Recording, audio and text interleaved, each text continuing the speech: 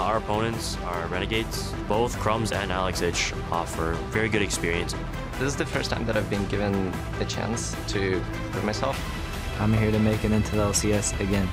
If we lose, then that's very heartbreaking. I've sacrificed a lot to come to NA. We got this final opportunity. Hey everyone, welcome to the Summer 2015 North American Challengers Series Finals. Tonight, the stakes are as high as they could possibly get because whoever wins this best-of-5 match will join the North American LCS in 2016. Hey everyone, I am David Freak Turley. With me, as always, the man to my right this time, Aiden Zyrene Moon. How's it going? Usually on your left, so I got to get the Zoolander down. I got to be an amphi-turner today. Absolutely. So guys, let's take a quick look at the Challenger playoff picture. Now, Renegades last week defeated Team Imagine in 3 games in the semifinals.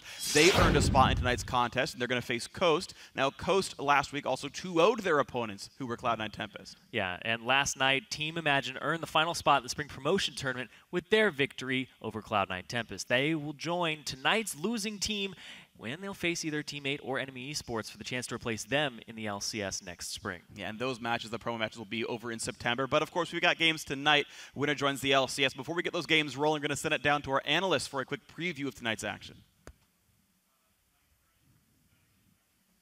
Freak. Hello, I'm James Dash Patterson, and joining me on the analyst desk for this series are Joshua Jat Leisman and Teammate jungler, as well as the star of the new League of Legends documentary, Live Play, Braden Porpoise Schwark. Good evening, gentlemen. It's not very often that we start a show at 6 p.m. Yeah. But not a bad way to end a Wednesday. Yeah, 2 junglers to analyze the games. Both Canadians. We can't even, all of our casters are junglers, and then all of our guests are always junglers. What does that say about junglers? They're great. That they're fantastic. They're the smartest person on the team. There it is. Well, I can't be cocky or anything. Right. Modesty, maybe a little bit later in the broadcast. Well, gentlemen, what are you looking forward to in this matchup between Renegades and Coast here? Unsurprisingly, the jungle matchup. But that's only because we have a really unique jungler on the side of Coast right here. Shrimp, he kind of plays the way that I wish you could play jungle in professional play because he farms an exceptional amount and usually transitions that lead. A lot of teams in high-level play, when a jungler plays like that, their lanes get punished, they lose turrets early, and it hasn't worked. So I want to see if he can transition this as he gets to higher and higher levels of play because I really like Shrimp as a jungler. Having been at the highest levels of play, I actually have a question about that. Do you think that Shrimp or that style of jungling could succeed in the LCS, Porpoise? I think so. It's a pretty greedy build sometimes. I see Shrimp going. He doesn't actually include a Sightstone in a lot of his builds, so that's going to be a little bit dangerous for them in vision-wise. What I like to see in this matchup is actually the mid lane matchup. We have LCK versus Peck and Woof, and don't know if I'm pronouncing that correctly. But so this matchup is going to be very interesting because LCK is a pretty dominant player on LAN. I see him most of the time in scrims. He plays somewhat standard, kind of safe, but in LAN he really pulls off those huge plays that can turn around games completely. So we're going to have to see how Crumbs and LCK really push that middle advantage, whether they control the vision, get a lot of control, especially with Shrimp being a farm jungler. Yeah.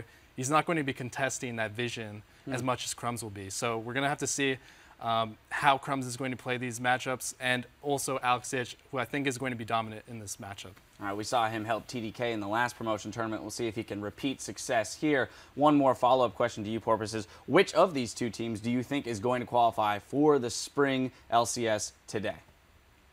I think Renegades has a really good shot to make it through here. I've scrimmed against them a lot with our teammate, and it just looks like they're a really solid team. They always give us a good game, and yeah, I'm really excited to see what kind of strategies they pull out here. Well, a couple of the guys we just mentioned, Renegades, LCK, and Crumbs, are well known for their accomplishments in professional League of Legends, but according to them, with a win here tonight, that would rank among their highest achievements.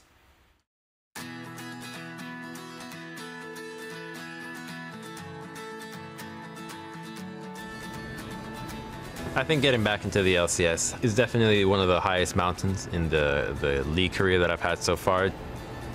When I left, wasn't just leaving the whole idea of competitive gaming, it was just leaving that specific team. I was out of LCS for a while already, and there were a lot of missteps and misstep opportunities, but I think it will be really fun to play on the stage again. I'm excited for the possibilities with this team right now because there is a lot of player input into how the team is ran. I think in this team we're actually speaking much more about any issues that are happening and all the issues that are getting resolved pretty fast. A lot of times, at least in the previous team I was on, a lot of conflict would just be bottled up and would create a lot of resentment and just not a good team atmosphere. Since we are older players, we have seen a lot of teams and how they do it wrong and how we think it should be done right.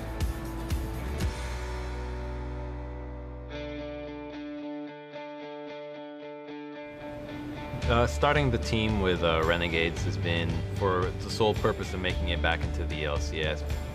I think we get a lot of experience as a team, as the players like me and Crumbs. And right now we're playing with Maple that got a lot of experience too.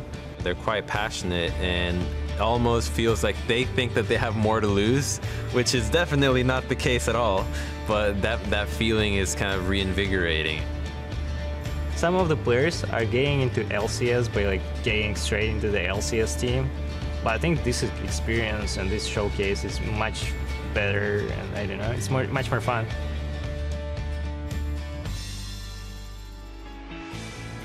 If this were to be labeled as the end of the line for the league career, I just don't buy it. There's other people that are playing esports right now, and they are 27 years old and older. Personally, I feel like if I want to keep doing it, I can keep doing it. I think this is kind of legacy that I want to like keep, that the guy that achieved something, or actually a lot with having family and like child, and that everyone will respect you for that, and people will understand that they still want to play with you because you're so good at this game no matter what. One of the most proud things I'd be of would be making it into the LCS. Even if we were to win major tournaments later down the line, I would still classify this one as a good accomplishment.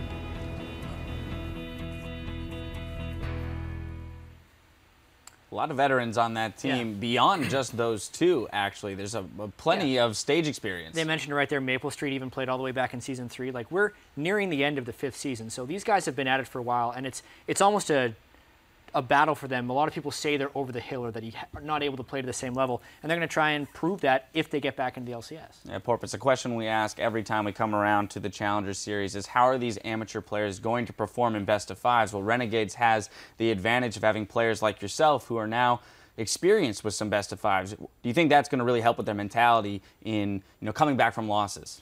Yeah, that's really important because in best-of-5s, you have to pretend like every game is the first game, or play a little bit safer. Obviously, if it comes down to the 5th game, you have to play really solid, so you don't want to make any mistakes. But for every game up until then, you have to play every game like it's the first game and execute your strategy as well as you can. Because if you don't do that on spot, no fear, make the play, then you're going to fall behind and the other team will take over. All right, we'll see which one of these teams can do that better. We'll be right back to break down Game 1, but for now, let's send it back over to Freak and Irene to get the series underway. Yeah, thank you very much.